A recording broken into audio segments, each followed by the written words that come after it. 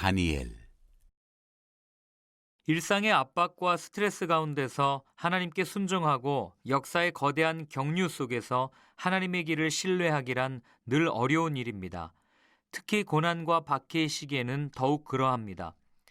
살아남으려면 하나님 따위는 잊고 당대 문화에 순응하라는 압박 앞에서 하나님께 순종하는 길을 선택하기란 결코 쉬운 일이 아닙니다. 다니엘서가 쓰인 시대가 바로 그러했습니다. 시대의 흐름을 거슬러 하나님께 순종하고 철저하게 하나님을 신뢰하도록 용기를 북돋는 목소리는 거의 들리지 않았습니다. 그러나 다니엘서의 이야기와 환상들은 당시 사회가 주지 못했고 줄 수 없었던 것을 하나님의 백성들에게 공급해 주었습니다. 세기를 거듭하는 동안 다니엘서는 가슴 벅차게 하나님께 순종하고 꿋꿋하게 하나님을 신뢰하게 만들어 주었습니다. 고난과 박해의 시대에 어떤 이들은 개인 구원, 즉 영혼 문제에 집중하기를 좋아했고 또 어떤 이들은 역사의 큰 이슈들에 대해 다루기를 좋아했습니다.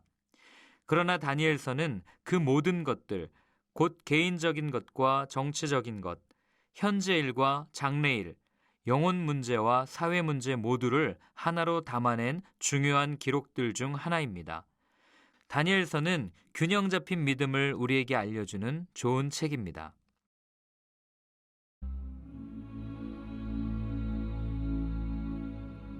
(1장) 바빌론 왕궁의 유다 출신 젊은이들.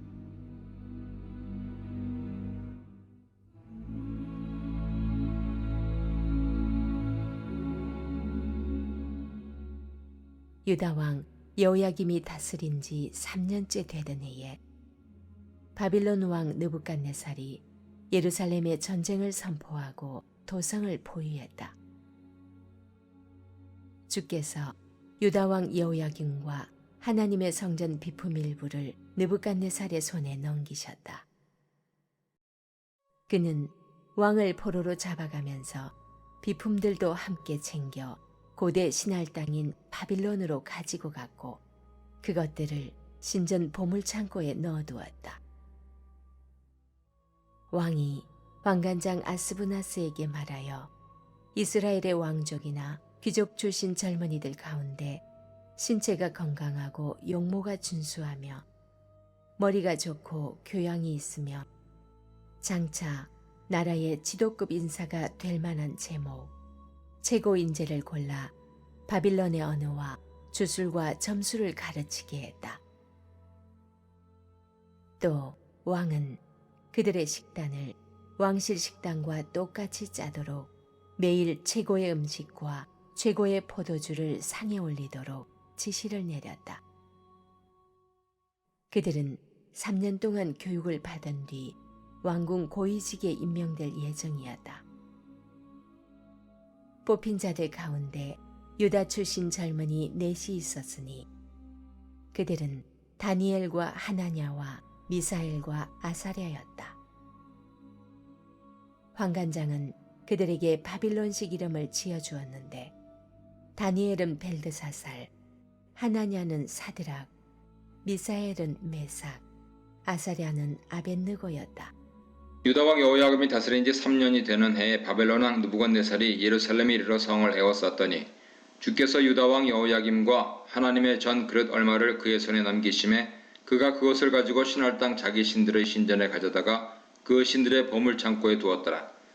왕이 환관장 아스부나스에게 말하여 이스라엘 자손 중에서 왕족과 귀족 몇 사람 곧 흠이 없고 용모가 아름다우며 모든 지혜를 통찰하며 지식에 통달하며 학문에 익숙하여 왕궁에 살만한 소년을 데려오게 하였고 그들에게 갈대아 사람의 학문과 언어를 가르치게 하였고 또 왕이 지정하여 그들에게 왕의 음식과 그가 마시는 포도주에서 날마다 쓸 것을 주어 3년을 기르게 하였으니 그 후에 그들은 왕 앞에 서게 될 것이더라.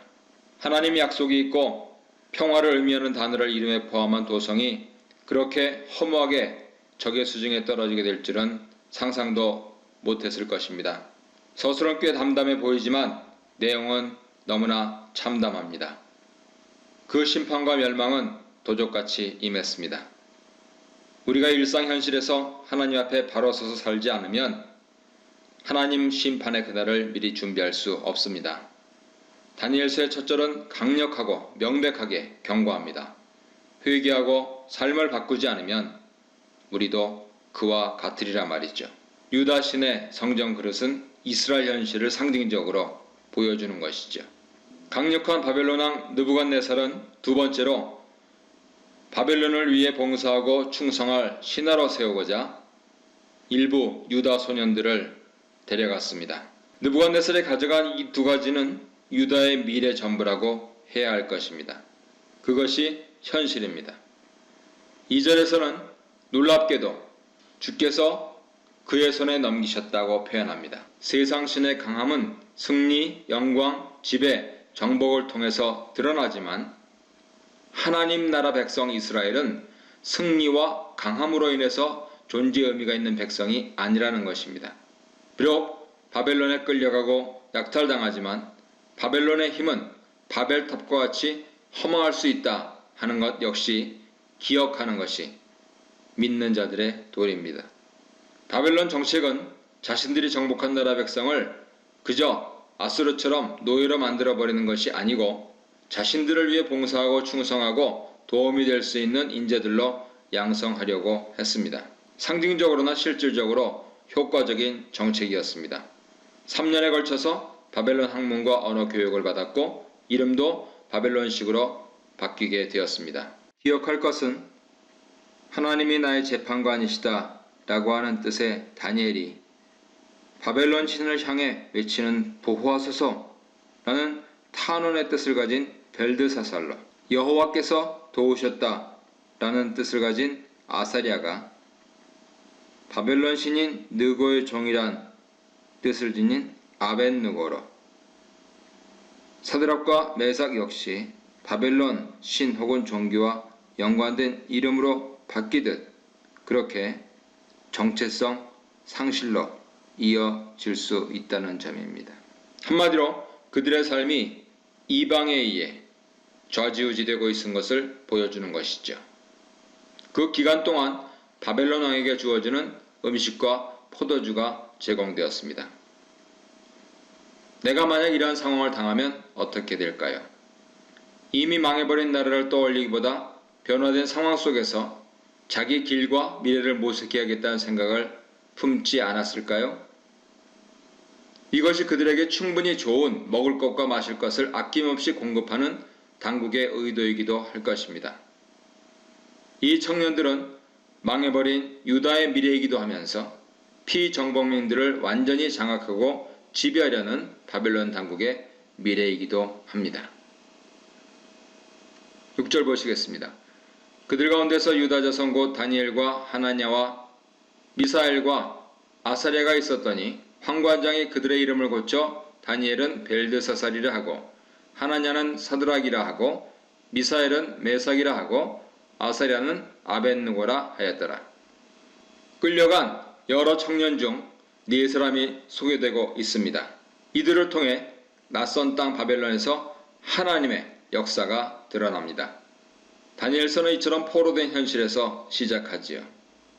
이들의 포로된 것은 단순히 나라 힘이 없어서나 경제가 약해서가 아니고 전적으로 주께서 그들을 이방에게 넘기셔서 발생한 사건입니다. 오늘도 두렵고 떨림으로 우리의 현실을, 상황을 살펴보며 회복을 위해 기도하는 날이 되시기를 바랍니다.